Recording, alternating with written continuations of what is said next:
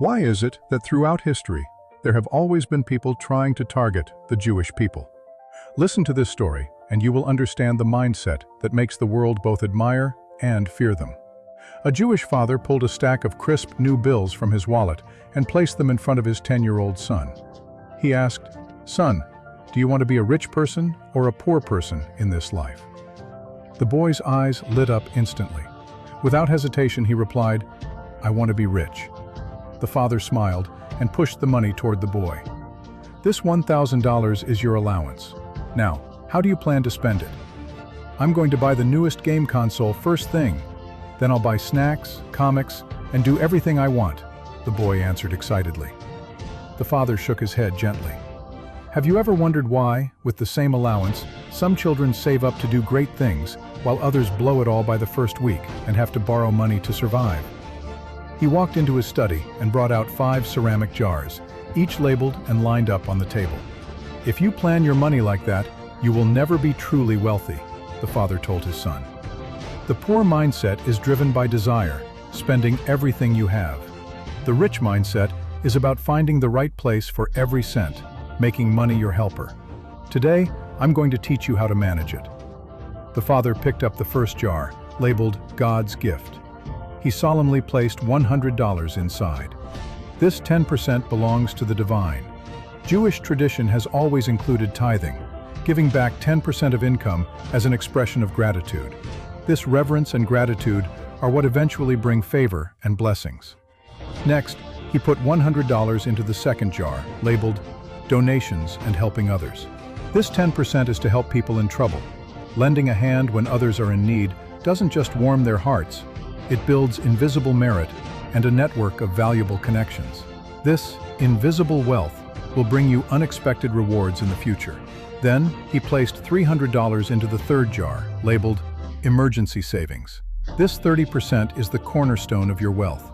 No matter how little you earn in the future, even if it's just $1, you must maintain the habit of saving 30%.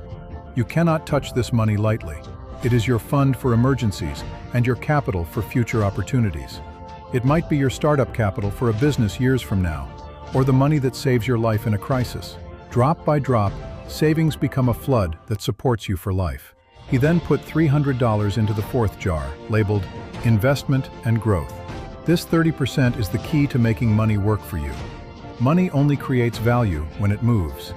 Many kids get their allowance on Monday and are broke by Friday, stuck at home for the weekend. You can lend this money to classmates who need it, but not for free. You charge a reasonable fee. This isn't greed, it's making money work for you. Over time, your wealth will snowball. A child who doesn't plan their money will only end up carrying debt. Finally, the father put the remaining $200 into the fifth jar, labeled Living Expenses and Fun. This 20% is your entertainment fund. You can use it without guilt. Buy the game console, get the snacks, go out with friends. But remember, you control the money. The money does not control you. Always remember, wealth comes from strategy, not just hard labor. Making money comes from seizing the moment and seeing the big picture, not just working yourself to death. Powerful thinking creates powerful people. Successful people teach their children strategy, human nature, and life wisdom from an early age because they understand that this world is a magnified jungle and there are predators everywhere. If you only focus on survival while keeping your mindset in poverty, the damage you do to yourself is more lethal than anything an outsider could do to you. So, never just teach your kids to be obedient and hard-working. If I could go back and walk my child through elementary school again, I absolutely would not sign them up for piano or painting classes. For children from ordinary families like ours, cultivating social intelligence and strategy is what actually guarantees a smooth life. If you want to raise a child who has strategy and understands how the world works, I recommend that parents let their children read this series, Raise Children Street Smart. Children who read this will be sharper than you can imagine. If you just leave it on the table, they'll finish it on their own without you saying a word. Kids who read this book know what to do when they are framed. They know how to ask teachers for help when there is conflict with friends. They understand how to use other people's strengths to get things done. This series uses comics to teach life lessons and boost EQ. The stories and wisdom inside are enough to support them all the way through university. These are the life truths that most kids only learn after tripping up and getting hurt. Every chapter is a comic story that kids actually love to read. Let your child learn street smarts through comics. Don't wait until they fall down to teach them these lessons. Click the orange shopping cart below to check out this set.